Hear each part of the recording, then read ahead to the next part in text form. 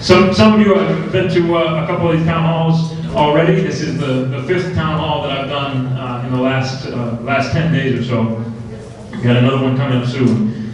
And the reason I want to do these is just to get out there and talk very directly and very openly about the budget challenges that we face and about the decisions that we need to make as a city.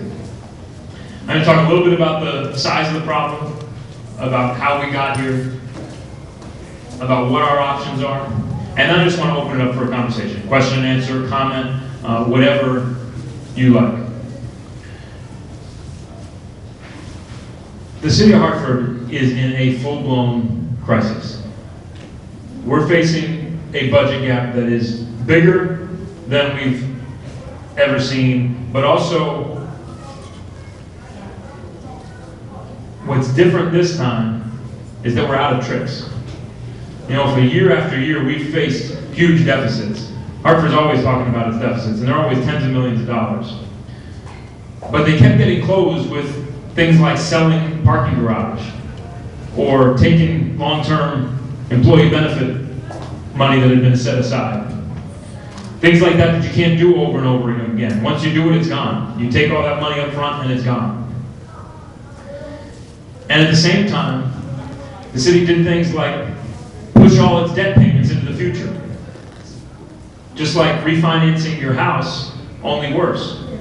They took those payments and said, we can't pay that much now, so we're going to refinance our debt. We're going to drop it down right now, and we know the payments are going to go up in the future, but that'll be the problem down the road. Well, we're at that future right now. So our debt payments are about to go from $10 million this year to $30 million next year to $40 million the year after that and $50 million the year after that. And that's if we don't borrow another dollar more.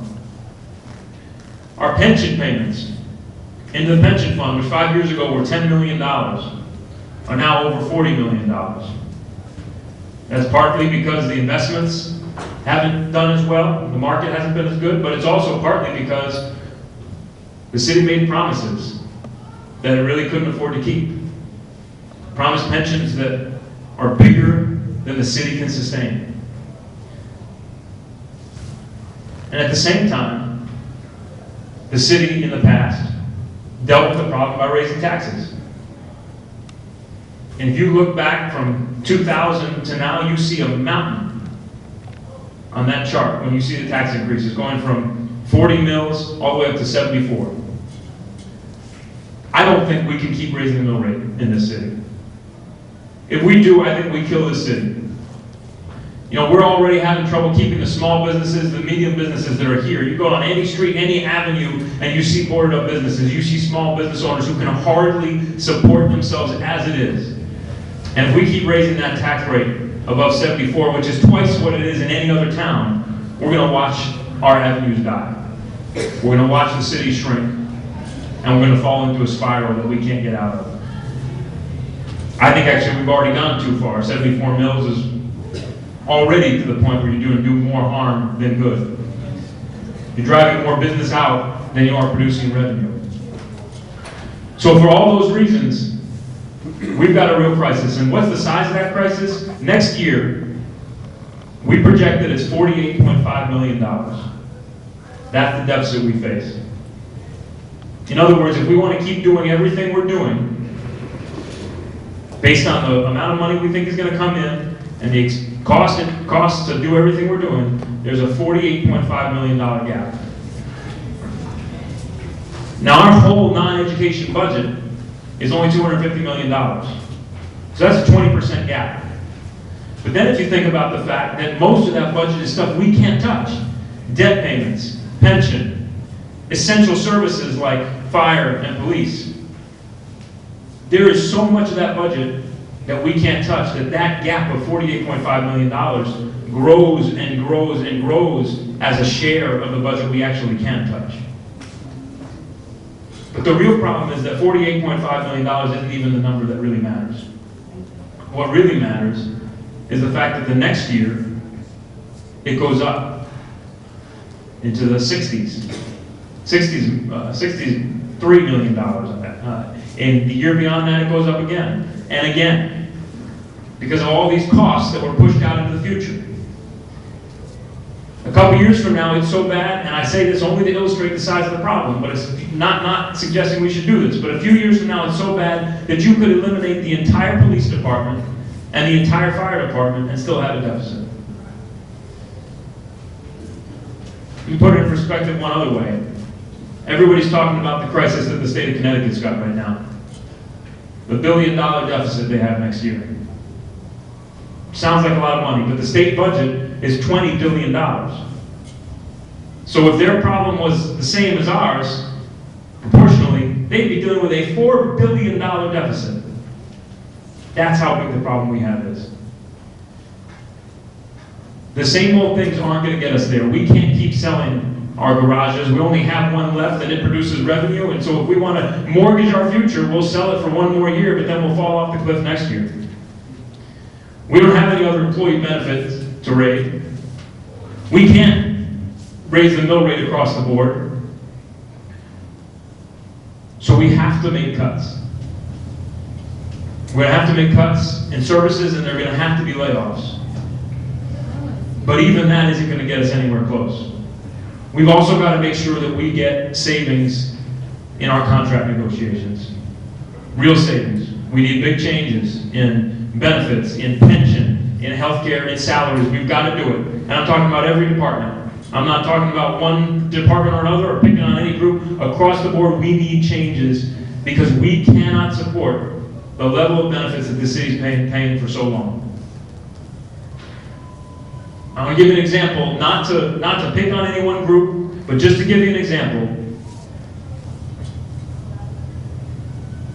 There's a police officer who just retired with a $150,000 a year pension in his 40s. We're going to be paying that for a long, long time because overtime, private duty jobs was all built into that. So the base salary was $78,000, but the pension that we're paying is someone who's no longer working for the city. It's $150,000. The equivalent of 3 workers in DPW. We can't sustain the things that have been promised.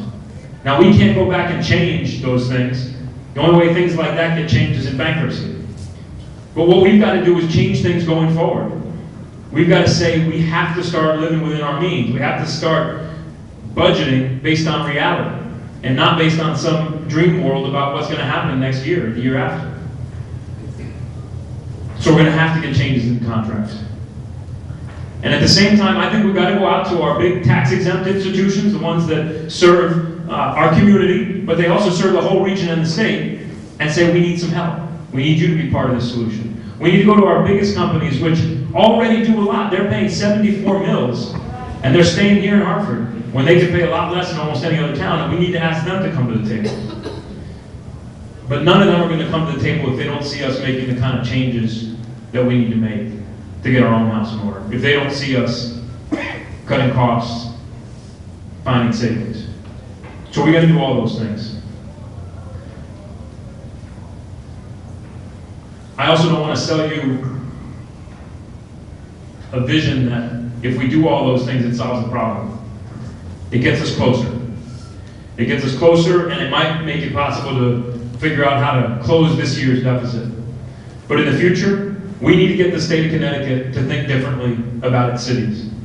We need to use this crisis to force a conversation about real regionalism, about getting the towns around here to join us in trying to build a common future, and actually supporting the center city that supports nonprofit institutions that serve the entire state, that houses state government, where half of our property is non-taxable, that's home to almost all the social services providers in the region, halfway houses, clinics,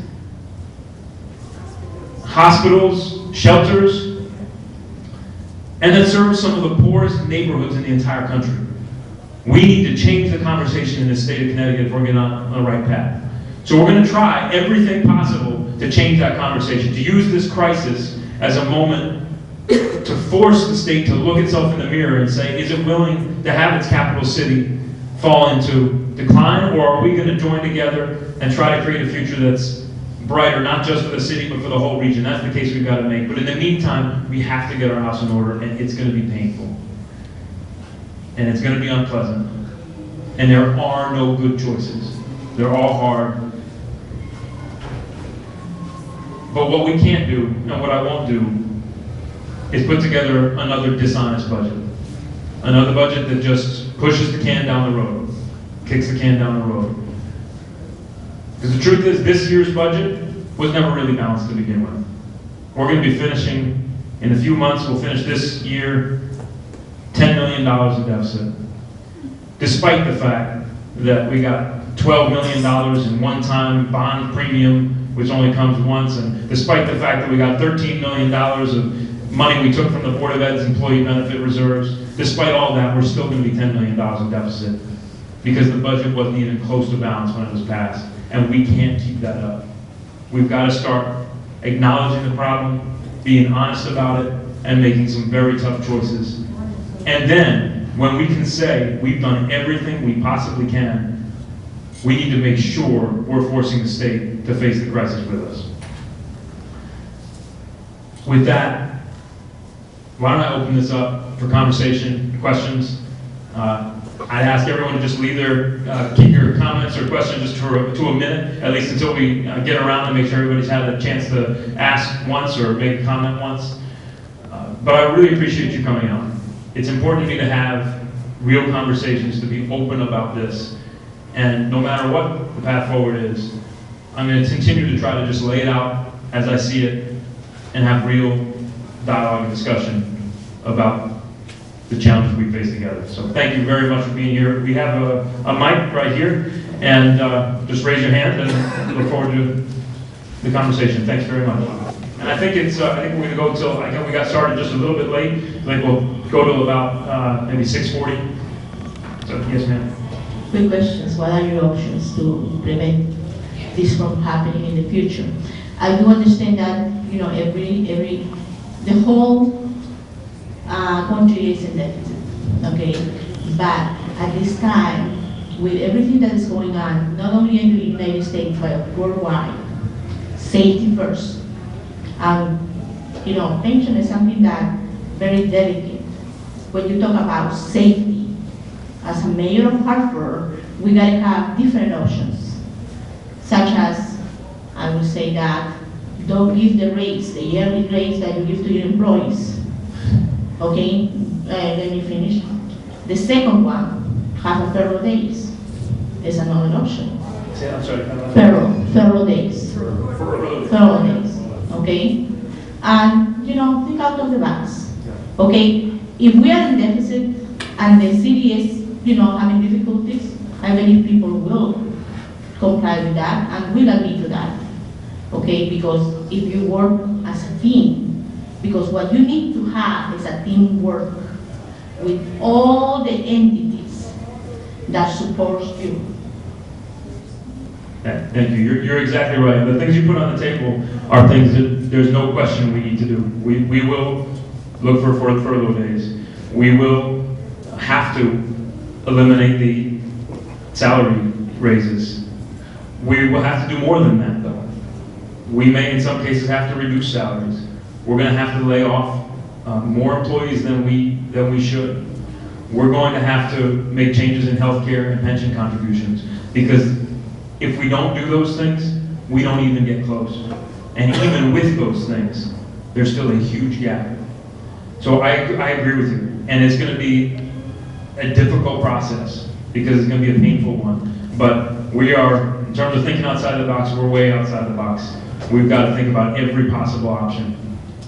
Just like that, you know, what are your proposals that you're talking about? Because you mentioned the things, but it's like in the future you could give us the better picture, because I'm very visual. I like to see what you are talking about, because $20 billion is $20 billion. But if you know how to control that, your controller should know how he could mitigate that risk. Look, here's the problem. So the question was, you know, how does it look like in the future? How do you get there? And is that fair? Yeah. Summary? Can you give her the microphone so everyone can hear? Thanks. Sorry. You have a controller, the person who knows your budget and how your budget is distributed. Okay, your controller has to know what part of your budget have the highest risk and mitigate that risk in different way. Okay, and you can move money around because you are the mayor and you can say, okay, I want to work in this project. Let's wait for this project to happen. I want to work in this project. Or you know how much money in the future this project will give you. Okay, so you work on that. But you gotta change priorities. Okay? There's no question. We will have to change priorities. We'll also have to eliminate some priorities. This is the problem. It's not a question of moving money from one place to another. The problem is that the money isn't there. The problem is we can't keep raising the mill rate, the taxes. That's how we've generated money in the past. We can't do that. And so our costs are up here, and our revenue is down here. I mean, imagine that you've got a house, let's say you make $30,000 a year, and you've got a mortgage, and you've got debt, and all of that, and you've got to buy groceries, and you've got to buy medicine, and all of that eats up $25,000 of your income. And then imagine all of a sudden your income drops down to $18,000 a year. That's the situation we're in. That's why we're in the situation as a city of having to make choices between things that are not things we'd like to do or things that are nice to do, but things we really think we have to do. But we still have to take a look at them and see where we can do with less. We're going to do everything we can to prioritize, and everything we can to make sure we're shifting resources where they're needed most. But we can't get there without making significant changes in the costs. Could you fill us in on the plan to have legislation through the state for a financial committee? Could you say that? Yeah, so we'll walk through. There's a bill that I testified on yesterday up in the Senate Finance Committee, and or the General Assembly's Finance Committee. And it would give us some tools to do those things that I laid out better. Because, let me give you a couple examples. We have no ability right now to impose any fees or payments in lieu of taxes on the tax-exempt institutions, the hospitals, universities. We have no ability. We can ask them for it, and I will. But when push comes to shove, we can't require them to pay us anything. The bill would give us that authority. It would say you've got to negotiate with them, but ultimately you can require them to pay something to the city. Same goes for the biggest companies. The biggest companies, again, which are already paying very high taxes, but it would allow us to impose a surcharge. Because right now, the only thing we can do as a city council or as a mayor is raise or lower the mill rate. We just have that one number, 74 mills, and we can raise it or lower it, and it applies across the board. We're asking in that legislation for the authority to put a surcharge on the biggest companies. We also are required by charter to fund whatever the pension commission requests that we fund. So I said a little while ago, a few years ago, it was $10 million. In this budget, it's over $40 million. Now, there are a lot of reasons for that. Again, part of it's the pension obligations that have built up, part of it's the market. But here's the important thing. Of that $40 million, some of it, about $15 million, is the new obligation from this year's new pension obligations that have built up. The rest of it is a catch-up payment that the pension commission says you've got to pay so that we can get the pension to fully funded over a period of years. Now, everybody agrees, including me, that we should have a fully funded pension. But our pension right now is funded at 77%. There are very few cities in our shape that have a pension funded anywhere near that. And in a crisis like this, I don't think we have the luxury of making that full catch-up payment. The additional $25 million that's trying to fill up the piggy bank all the way to the top. Our charter, however, requires us to fund that. So in the legislation, would also give us the authority for the council and the mayor to make the judgment, listen, we appreciate the recommendation of the Pension Commission, we wish we could do it, but this year we've got to fund less. Another piece is that it would allow us to require coalition bargaining on healthcare. Right now, each of our contracts, each of our unions has their own healthcare plan that's separately negotiated. doesn't make a lot of sense for the city. At the state level, a long time ago, they consolidated the healthcare into one plan. We should be able to do the same. And I think there are some unions who would be very happy to do that, but there are some who wouldn't. And we need to be able to make the right decision for the city to bring all those plans together. Now, the last piece is a piece that's gotten the most attention, which is this commission, which is called the Financial Sustainability Commission. The most important thing that that would do, and is the most controversial part of the bill, is that it would take the place of the arbitration panels if we can't reach agreement with our municipal union. So if we have negotiations and we fail to reach agreement, if the union says, no, we want our annual raise, and we say we can't afford it, the normal process right now is that has to go to arbitration. It's a panel of 3 people, and they choose which offer gets adopted. For a city in the crisis that we face, I think we need some greater certainty that the outcome of that process is something that we can actually afford. So the commission would be a 9-member commission. It would have a couple of people, a couple of members of the city council, myself, the city treasurer, a couple of people appointed by the members of the council, a couple of people appointed by me, and a state official. And what happens at the mission, making sure that the result, as its primary mission, that the result is something that helps keep the city of Hartford solvent and afloat. So those are the main parts of that bill. Spent some time testifying on it yesterday. Happy to talk any more about it. I think the important thing is to note a couple of things. One, it doesn't take away the power of the city council for the will of a majority of the city council to prevail on any budget issues. Number 2, it doesn't open up any existing contracts, any contracts that are in force. What it does is it applies when the contract is in negotiation for the next time. It doesn't affect any pensions that have already been earned or vested. It suggests that we should try to negotiate some of those, but it doesn't give us any legal authority to make changes in pensions that have already been earned and vested. That's something that can't be done, legally can't be done except through bankruptcy. You can't, because of the contract clause of the Constitution, you can't do that. So those are some of the things that I think are some misconceptions about it. To me, the important thing is that it would give us more tools to meet this crisis. It would give the city council and the mayor together more tools to take responsibility to try to get us through these next few years. And to be clear, and it's coming back to the question that you asked, ma'am, that Rosa, thank you. What's the end game? The end game, I think, is one of 2 things. Well, the good end games are one of 2 things. One is we buy ourselves some time, and we're able to get the city growing again. We're able to get investors to come in, we're able to boost employment, we're able to get some growth that starts adding to the grand list. That's one. The other is that the state gets out of its crisis, and that we're able to convince the region and the state that they need to participate in a whole different way in trying to make our urban centers successful. Those are the 2 good options. But the bill is designed at least to help us buy some time.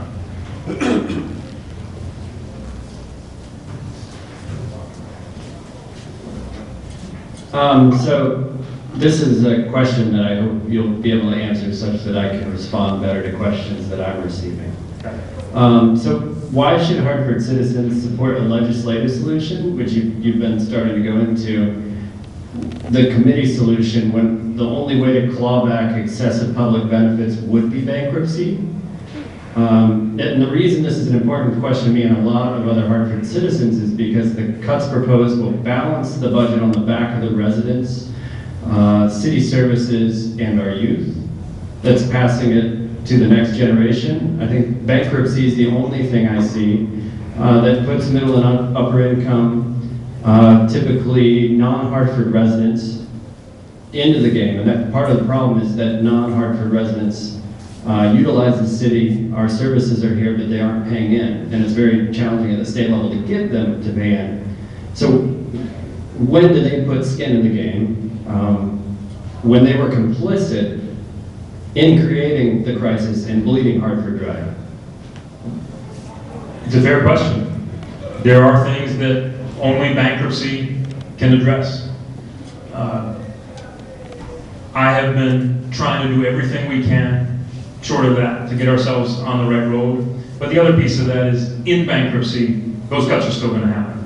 You know, in bankruptcy, it doesn't just say, okay, you get out of jail, you get a jail-free card, you get to, you know, shed all the obligations of the past without making changes in the future.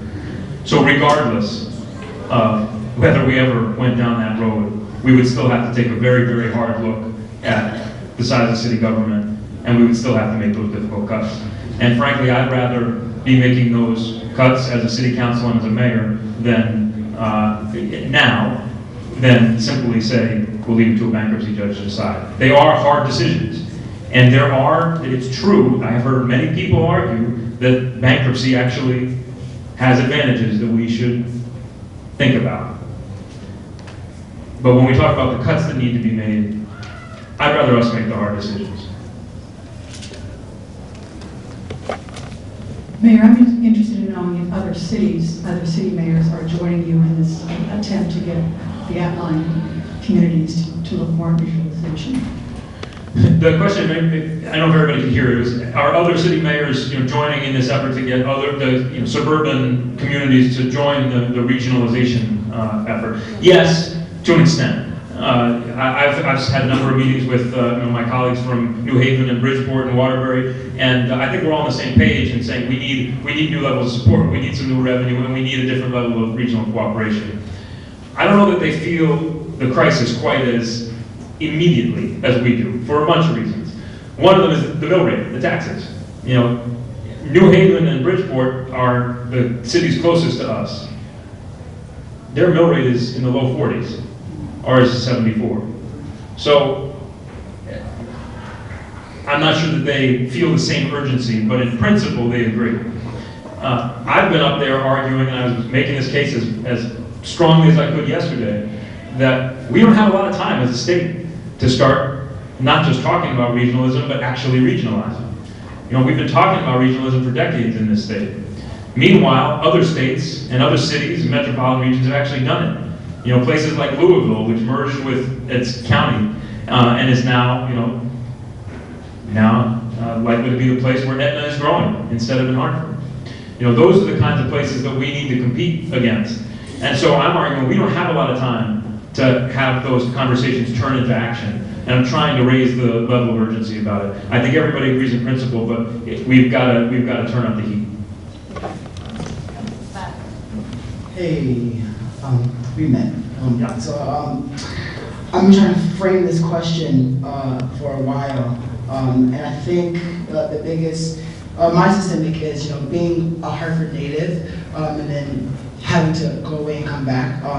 I think the real questions are, to me, do you think that the stadium is going to bring the community together? And I say that in a wider sense because being an artist, being an activist, being in the community, I don't think, just from my standpoint, I don't think that this idea of camaraderie within sports or within this type of mecca can help trans youth, can help undocumented students, can help, you know, a lot of artists, a lot of small businesses who are trying to get rid of the word small and unattach that. And looking at all the different communities, there's a lot of self-segregation. So I'm thinking about, and it's happening because of money, you know. And I think people are afraid. And when people have fear, then they lose their power. And that's, you know, really something that's really like in my head a lot. So I think. I guess my question is, how is that helping? How is losing the arts helping? How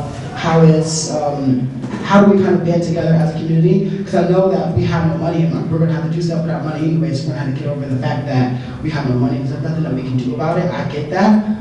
But is there any way to make the city see how beautiful we are, you know, so that we can see ourselves in our neighbors? You know, when I walk downtown, I don't see myself, you know, I don't see my grandmother, I don't see my brother, you know, I don't see my friend, you know, and it's because of institutional power.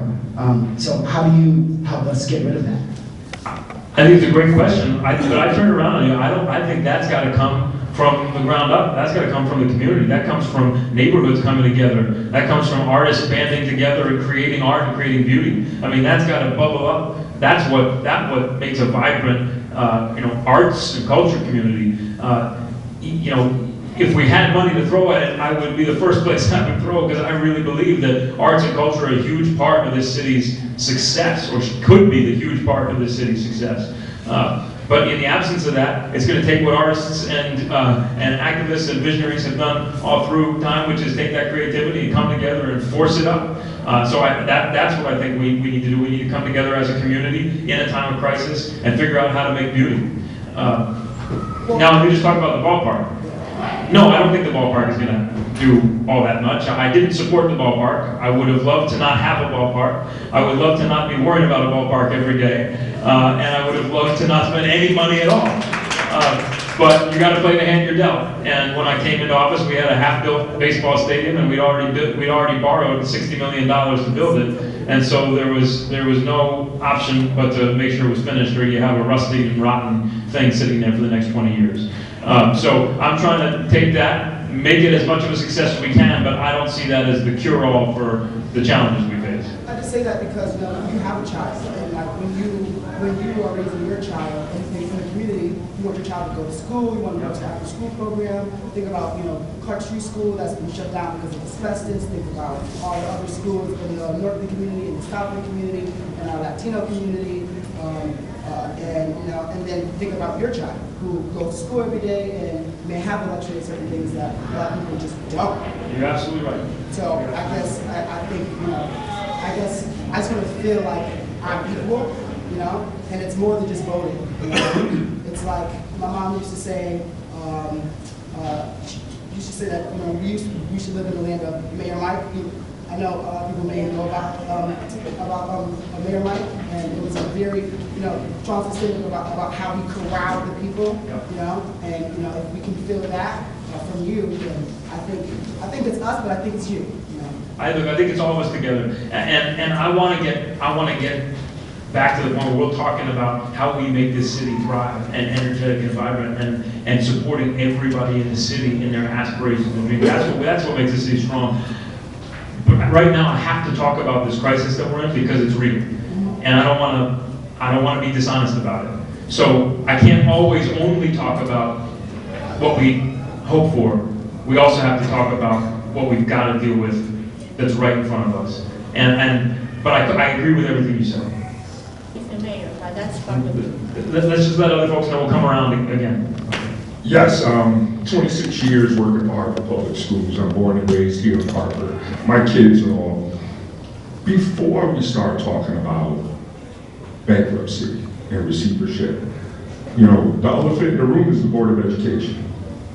That eats up the most amount of money from the city. We have an enormous amount of schools now in the city of Harvard. All of these little bitty, what I call little bitty high schools.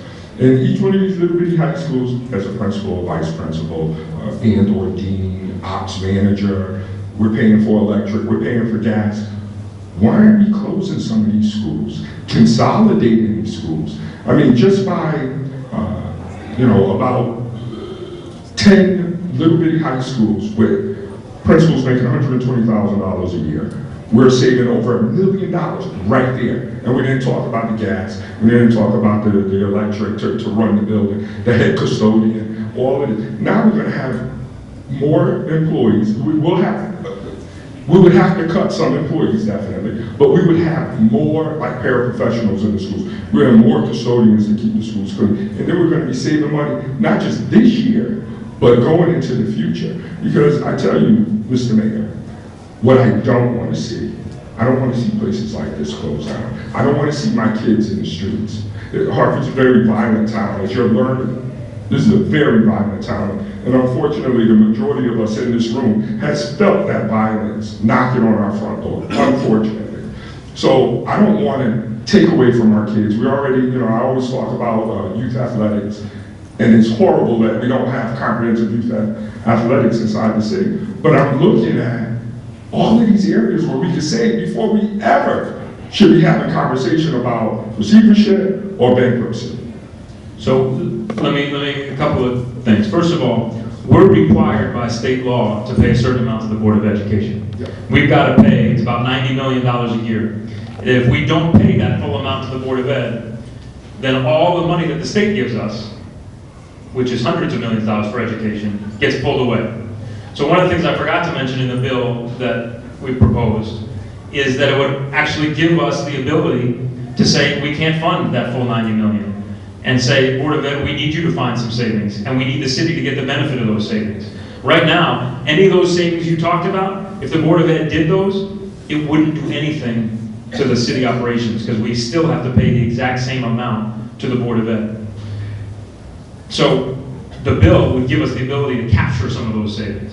So I agree with you. On the number of schools, look, we will have to do some consolidation. In fact, we have done some consolidation. Wish and Clark is a good example. You know, when Clark got closed, those two schools merged. I was in a conversation this morning with a number of folks from North Hartford about the need to consolidate some schools because we have a number of schools that are well below capacity. You know, they're operating at a much smaller number of kids than they were designed for. So we have to have those tough conversations. We're going to have to make those changes. Some of these schools that you're talking about are schools that are not totally in our control. Some of it's a result of the chef settlements, where there's certainly requirements. These are not behind us yet. So, okay, so if you look only at neighborhood schools, yeah, if you look only at the neighborhood schools, you're absolutely right, and that's something that they're going to have to do. But again, any of those savings, and by the way, at the same time, I've also told the superintendent they need to make cuts and they have to find savings in central office. They've got to reduce the administrative costs of the central office.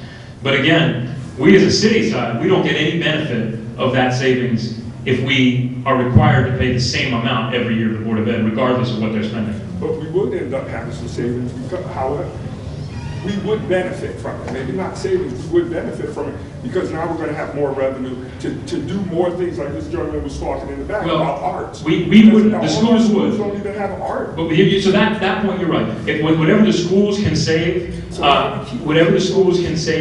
they can invest more in our kids. So I'm all in favor, strongly in favor of them finding ways to save money and direct that savings towards kids, towards their education.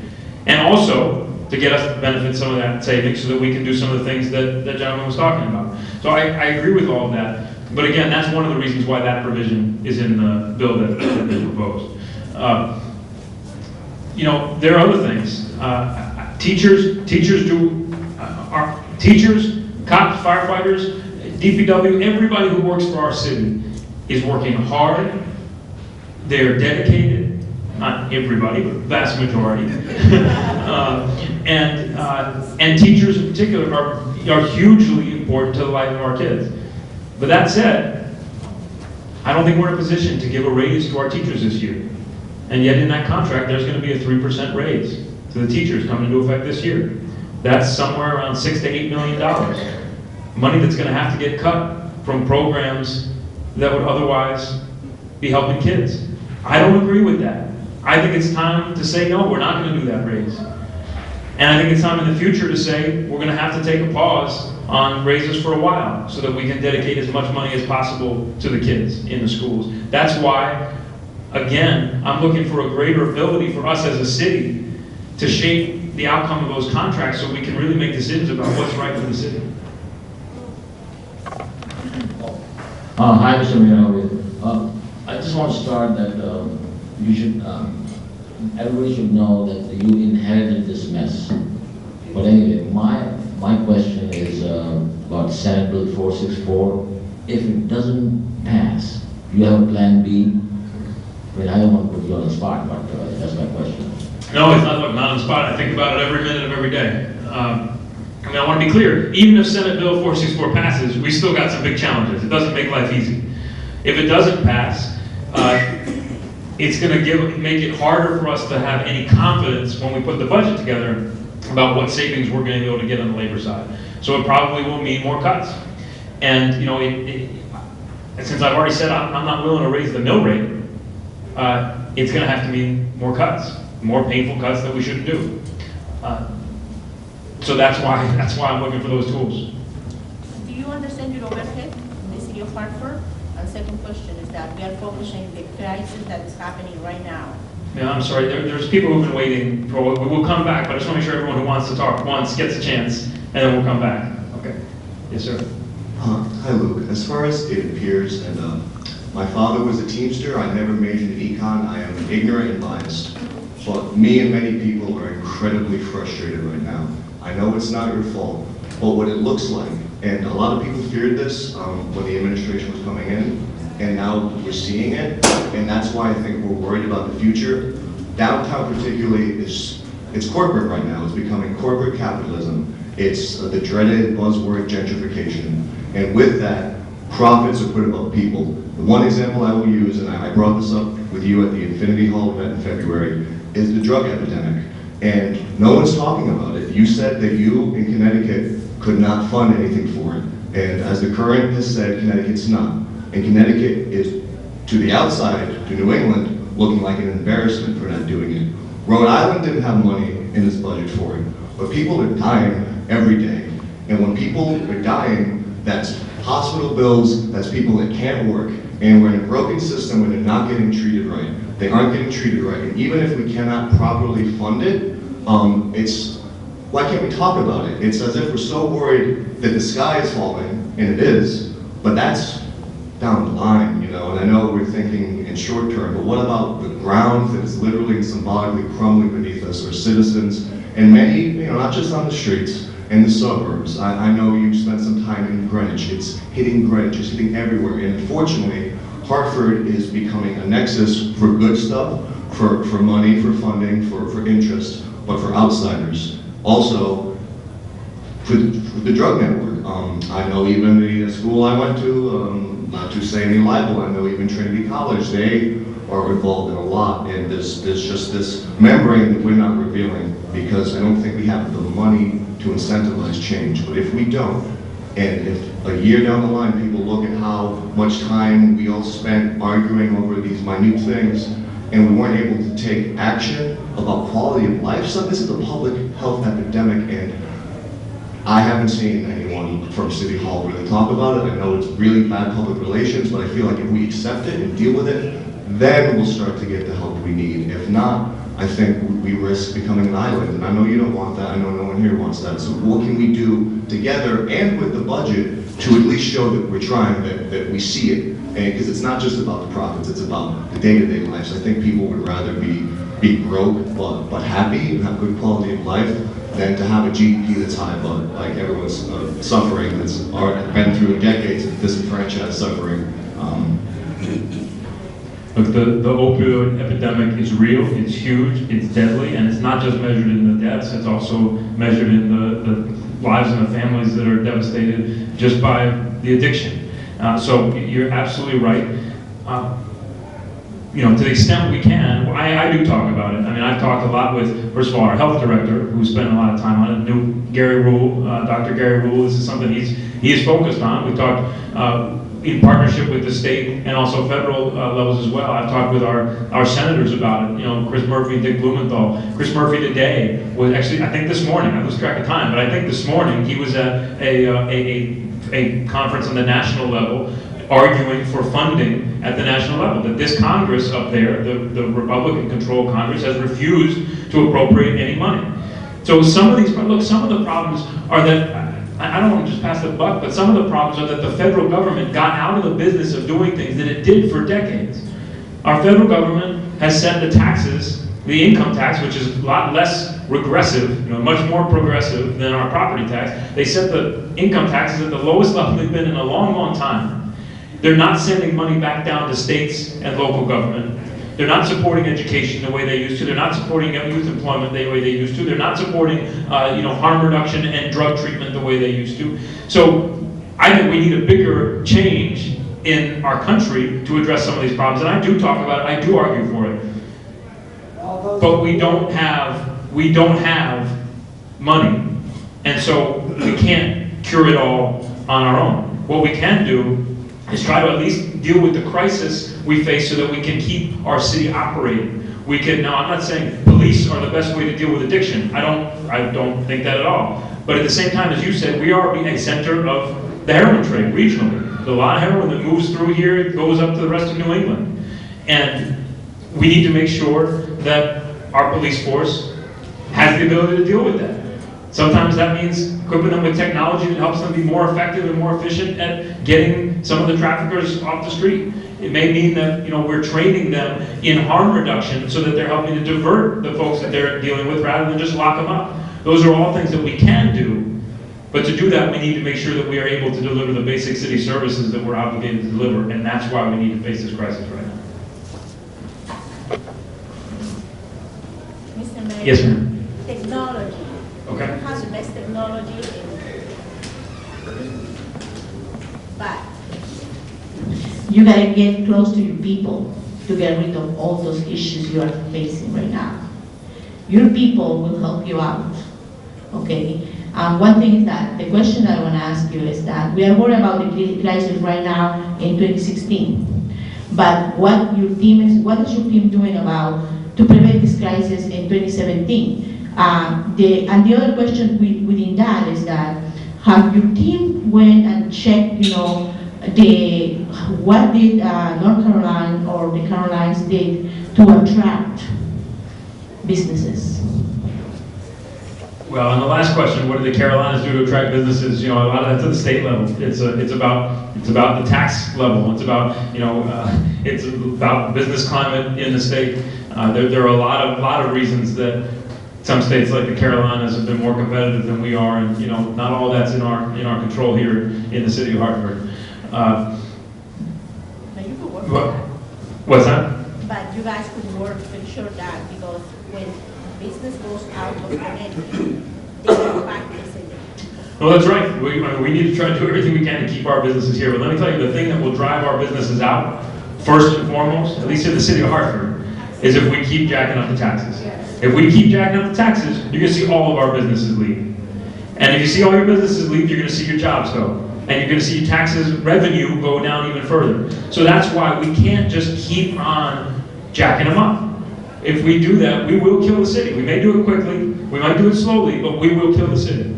So to the extent that we have the ability to at least give our businesses and our employers some level of confidence that they're not going to have their taxes raised year after year after year after year, then, if we can't give them that confidence, then we won't be able to grow the way the places you're talking about are growing.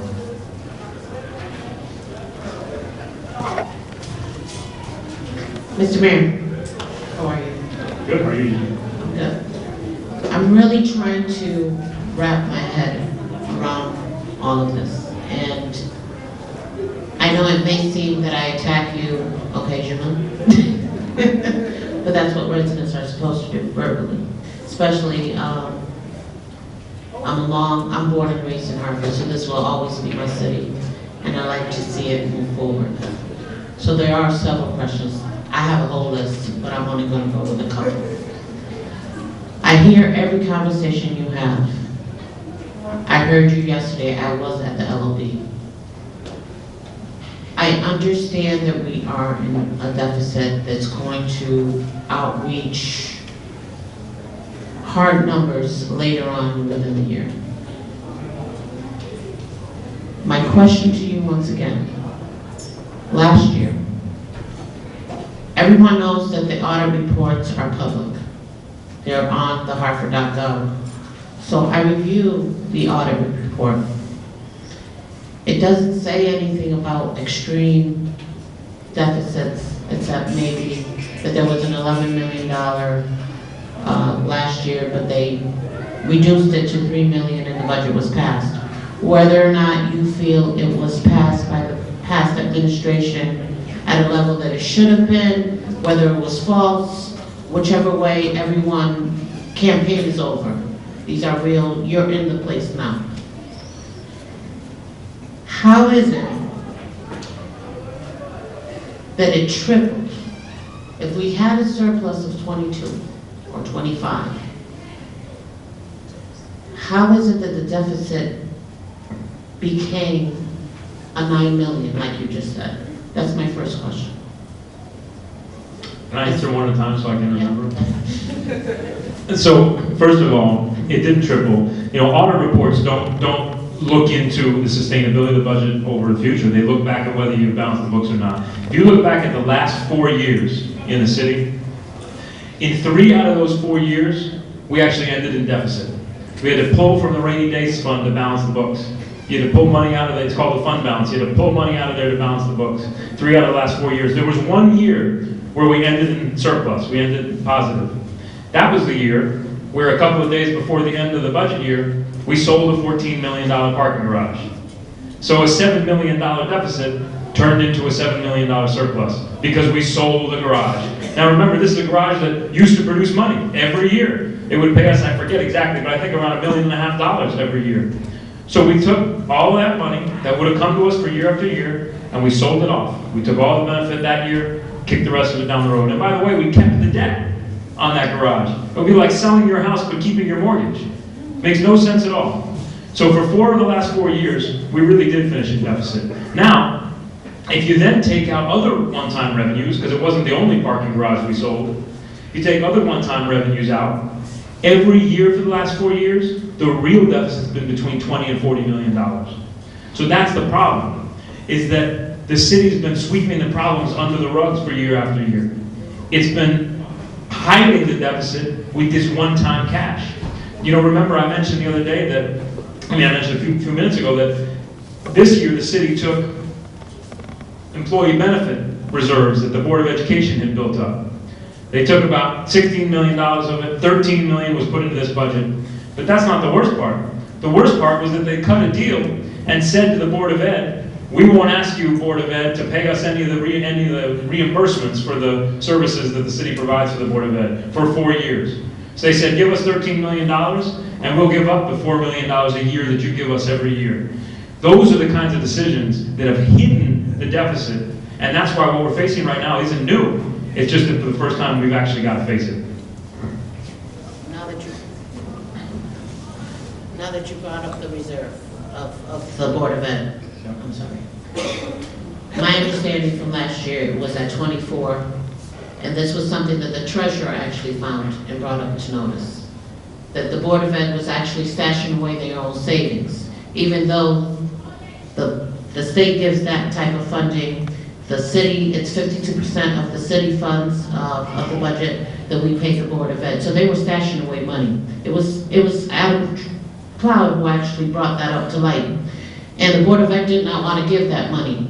And my understanding from what I heard last year in reading everything, that 12 million or 13 million that was put into op-ed, if I'm saying it correctly, was put back into the pension fund or the rainy day fund.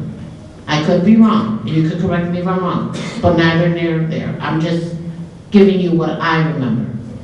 Now, my question to you, my other one, in this 464 bill, it does target unions.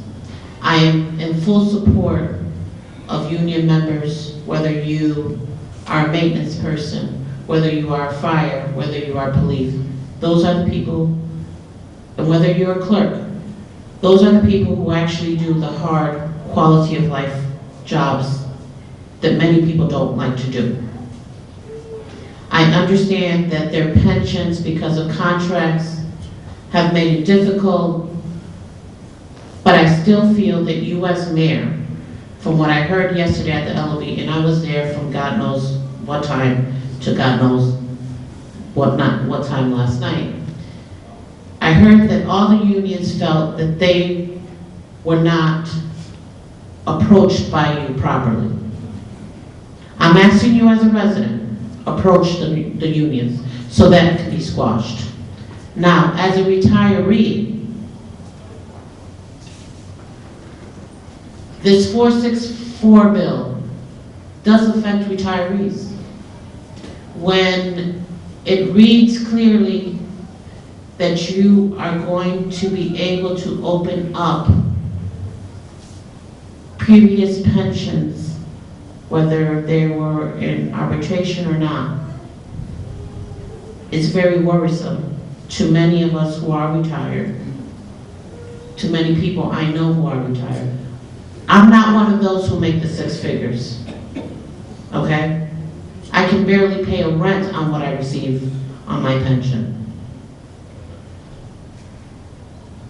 My worries are that many folks count on this as their annual budget, as their monthly budget. And going in and diminishing it or reducing it will be harmful to those who actually still live, work, and play here. And I've told you this before. At the commission level, there will be no representation for the retirees. So that's my biggest So worry. let me answer some of these things. First of all, the bill does not give us, it cannot give us the legal ability to reduce anyone's pension.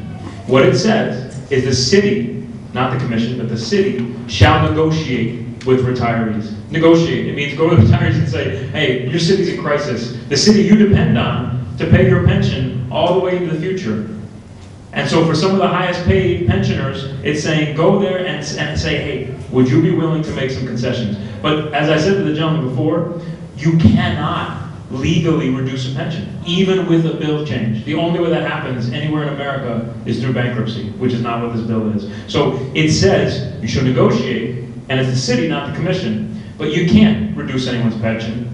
There are plenty of people, I gotta say, who I'd love to go to and say, we'd like you to give some of that pension back. For example, look, I don't begrudge anyone the overtime that they earn. When they stay over and they earn that overtime, they earned it. They're working long hours, they earned it. But I don't believe the city should pay for it year after year after year. You earned that 1.5 times your salary for those hours you worked overtime. But that shouldn't mean that you take your base salary of $78,000 and you turn it into a $150,000 pension for the rest of your life. It doesn't make sense for a city like ours. So there are plenty of retirees I'd like to go to and say, for the sake of the city, we're asking you to come back to the table. But the bill doesn't give us any legal ability to change it. And like I say, there's one more comment and one Okay. more question. Like you just said, for the sake of the city. For the sake of the city and for your workers, you need to sit down at the table with That's them. the part. Look, Okay. I've sat down, let me answer that part, Gigi. I've sat down with every one of our unions, not just once, but twice, but 3 times, in most cases more than that. I've talked to them all. I know they don't like the bill I proposed. I understand it. They don't like it.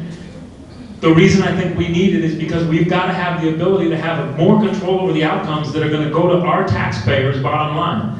This is about whether we as a city have any control over our future, or we got to just roll the dice when we get to the end of a negotiation and we don't agree. We just roll the dice and say, arbitration panel, these 3 people who weren't elected by the city of Hartford, who don't necessarily live in the city of Hartford, but these 3 people that sit on this panel, they decide what the taxpayers pay. And I think we as a city should have a greater ability to say, this is the contract we can afford. This is the service that makes sense for our city, for our taxpayers, for our residents. This is going to be my last question for you. I trust you. I know you don't lie. Here we go. You talked about previous administration saying that we borrowed so much money and this is why we're in such a deficit. But yet, you yourself have proposed within the last 90 days that you've been in office 2 bonding resolutions. The latest one was worth $85 million. Is this not bringing us back to this same table? If you're requiring these bonds? I mean, I just need a little bit more understanding. I'm happy to answer it. So, what I said, first of all, the city has borrowed a lot in the past. And it's not just the last administration, it's years and years. The last administration was 5 years long, but the city's borrowed money for a long, long time. What happened more recently is that the city refinanced that debt the same way you refinance your mortgage. But when it refinanced that mortgage, it said, we're not going to make any payments for a couple of years. Or we're going to make low payments for a couple of years to help us get through. When you do that, it makes your payments in the future go up a lot. So what they did is they refinanced the debt in a way that made it easier at the time and harder down the road. And now we're down the road. That's why our debt, again, this is the debt payment that we've got to make even if we don't borrow another dollar. It goes from 10 million last year to 30 million next year to 40 million to 50 million. That's if we don't borrow another dollar. Now the resolutions that you talked about, one was, we already talked about the stadium before, but there are a few people who came in here before. I've never been a fan of the stadium. I don't like it, I wouldn't have supported it, but we inherited it, and it was half-built. And you can't leave a half-built stadium sitting there. So when I came into office, on the very first day, we found out that they were over budget and behind schedule. So we put a deal together that at least got the team to come and give us a couple $1 million, and the developer to put in some millions of dollars, and then we had to borrow some money too. That was something I hated to do, but it was the right thing to do, because otherwise you would have seen a rusting shell over there for the next 20 years, and more than that, we'd already borrowed the $60 million.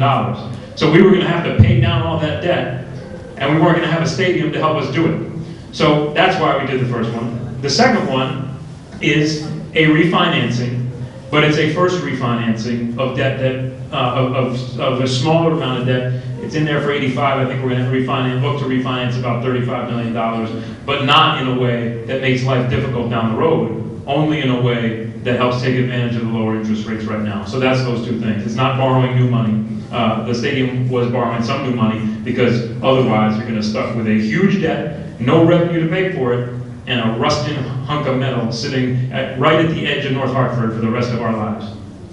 Let's get to someone else. Yes, sir.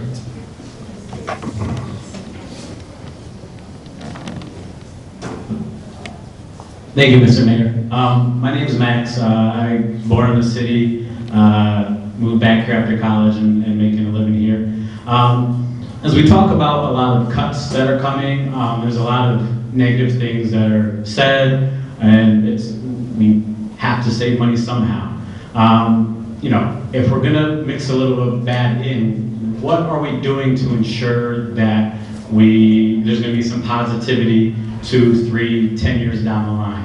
You know, if it's negotiating with unions, there's a lot of studies out there that show educators, police force that live and reside in the communities that they serve are more efficient, are more productive. There's more positivity from those positions. Is there anything that we're looking into to making residency a requirement, or is there anything that we can look to make that something that? It's a great question. Yeah. And I would love to do it. State law doesn't allow us to do it, so you need a state law change again. And it's been tried in the past. It's hard because a lot of the legislators from other towns, the employees who live there, those towns go and say, we don't want you to change the law, and they don't feel any reason to do it. But I would like to be able to require it. And if we can't require it, I'd like to try to incentivize it. But with the discussion of making this more of a regional issue, I think the problem goes hand in hand with that. It can be framed in that if we can't get a regional tax, why can't we do something along those lines? Oh, you mean a requirement, a residency requirement? Look, I would be happy to advocate for it. But right now, state law doesn't allow us. So what we can do is we can do everything we can to recruit locally. Although a lot of times it happens that even Hartford residents, when they get those jobs, they tend to move out. So we got to try to keep those residents coming to those jobs and hopefully staying in our city. I also think we need to look at some other creative things.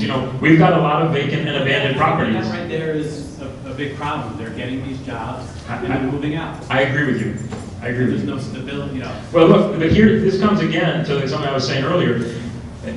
If we want stability, the first thing we got to do to create stability is get financial stability. Because one of the things that drives people out is the taxes. It's not just on your house, it's on your car, right? And so we've got to get to a place, and I'm not saying we're going to get there tomorrow, we're not, but we've got to get to a place where we can start getting to a more sustainable path where people aren't afraid of that tax burden going up every year. The mill rate is an interesting thing to talk about, because the mill rate on your car, yes, it makes it very expensive to have a car here.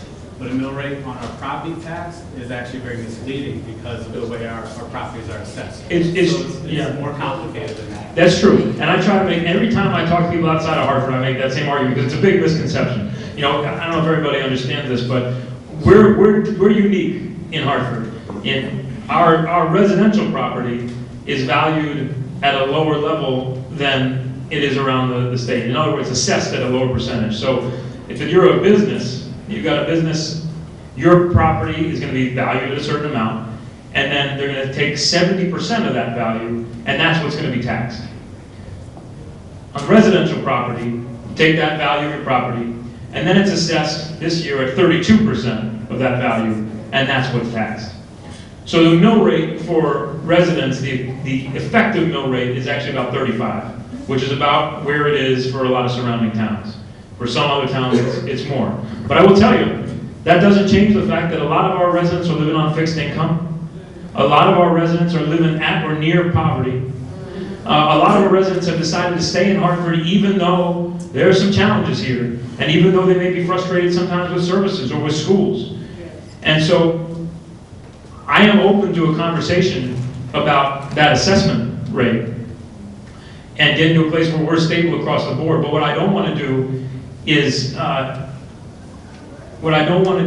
do what we've done in the past, which is just keep raising taxes with no end game in sight. That's why we got to get our house in order so that we can get on a sustainable path.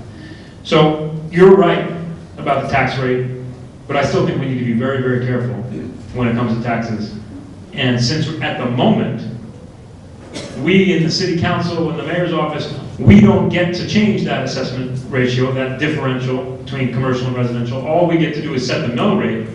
If we raise that mill rate, we're hitting our small businesses too. Why don't we take, I think it's past 6:45, so why don't we take one more? Yes, sir. Excuse me, can I ask a question? I want to know Sure. how long it's going to last? How long is it? 7 o'clock?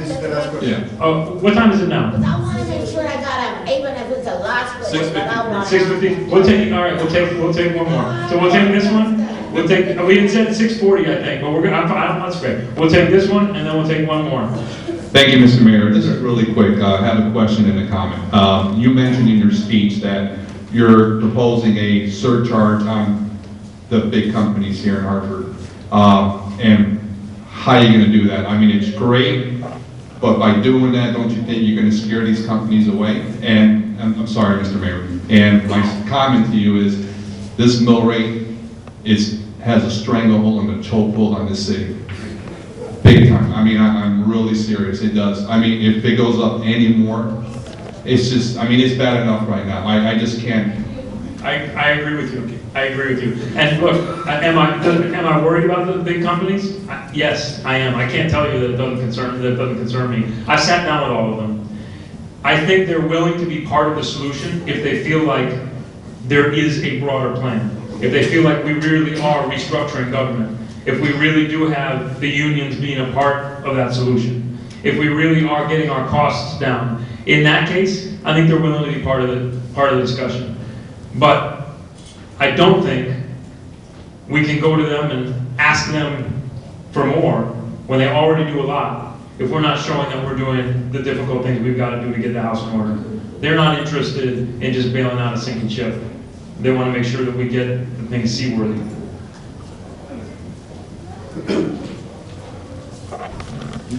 Is that it? Is this it? I want to make sure that everybody asks their questions. I don't want to be...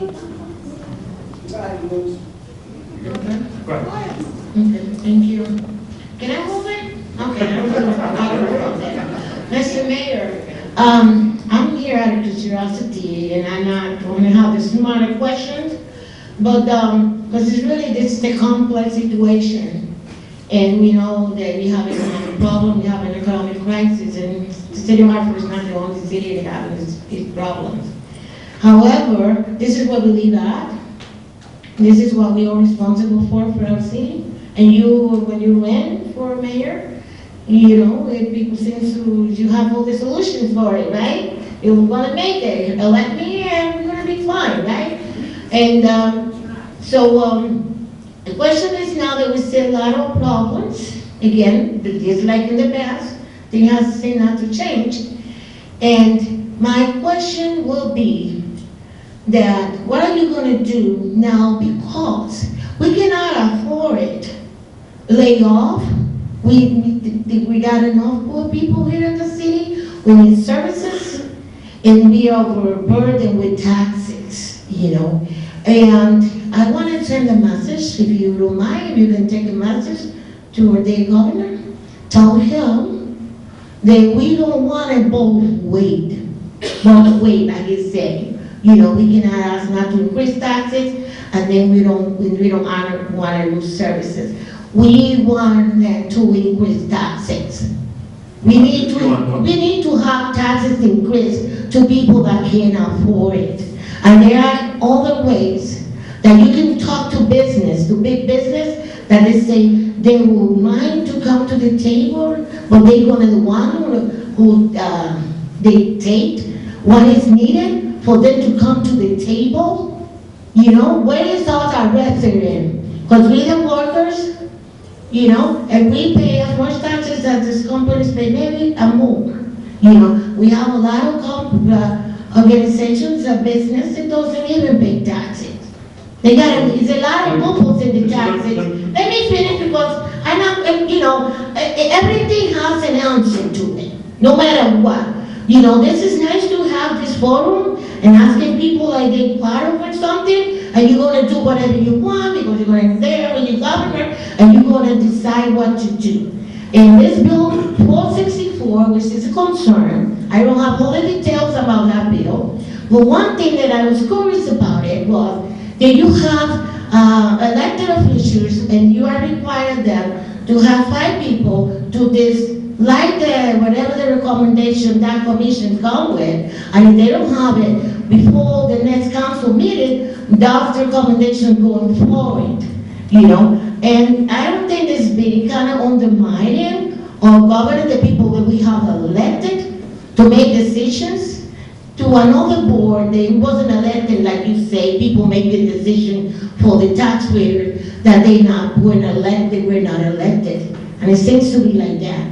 And so therefore, I mean, I think we need to look again into that bill. The Senator from Florida was very willing to put on your behalf and the Senate.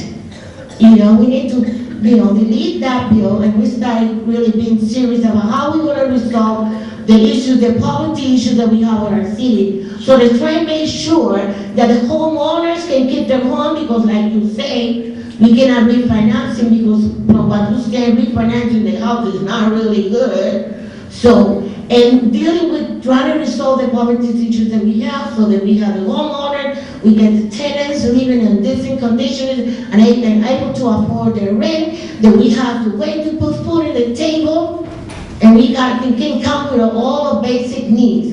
And we need to do that together. And that's why you was elected there for. And let me tell you one thing also. You know, I know I talk a lot, but let me tell you something. You also have something else in there regarding the budget, and it has to do with the register of voters. And I happen to be one of the moderators that trying to make sure that our voters be able to, you know, to cast their vote properly, you know, in a democratic way. And that's been very difficult. Every year it becomes more difficult. And there's one thing that is the only thing that I agree in terms of political and voting education. It's being provided to the register of voters when asking people to go to those training so that they know how to provide service, the data relation for the rest of the voters. Okay, that's the single one thing, voting education that has been done. And the people who work, which is a way also for them to put some money in their pocket so that they can, you know, make their ends meet, because a lot of people don't have enough jobs, you know, not making enough money. And that's a way for them to put money back, and as they serve, you know, the city also. So we need you to look at it about that budget, because we have a presidential election, and those registers were elected by the voters. And it's kind of difficult to have someone decide, oh, now we're going to appoint these people without consulting with the voters. You know, what is it the voters want? So we need to look at it there, because it's not easy to work on those polls on election days. And they need a decent budget to provide a decent service, to make it as quick as possible, effectively as possible with the money. And they need to have the money, and those workers needs to be paid on time, because they're not going to be working and they're waiting 6 weeks for their money. Okay? thank you. I don't need no answer back. Because you know what you gotta do, and we're gonna be there watching you and the governor about what you're gonna do. Because you're not gonna be coming around to tell you we're gonna do this, and then everybody have a voice, and then you're gonna do as you feel like it, and you're gonna sit down with the corporation, and they're gonna dictate how the governor of the city of Hartford is gonna run, and it's not gonna be like that. But anyway, nice to meet you again. Nice to see you, Liz. You're not even gonna wait? All right. Drop the mic, Liz.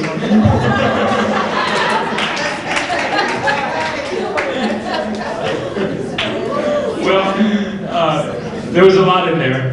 I would have been happy to talk about it. But let me just say, at the state level, one of the points she made is, that we need tax increases at the state level. And I said before, I think the first place we need taxes increases at the federal level. I really, the federal government's gotten out of the business of supporting state and local government, and we need them to get back in. At the state level, I also think we need to talk about revenue. That's why when I talk about regionalism, sometimes a part of that has to be revenue sharing. It means that we need to ask the towns around us to help share the resources that are in this region, one of the most affluent regions in the country, to support a city that has some of the poorest neighborhoods in the country.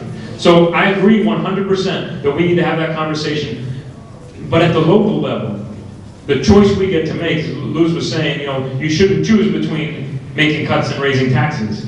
But at the local level, that really is the choice.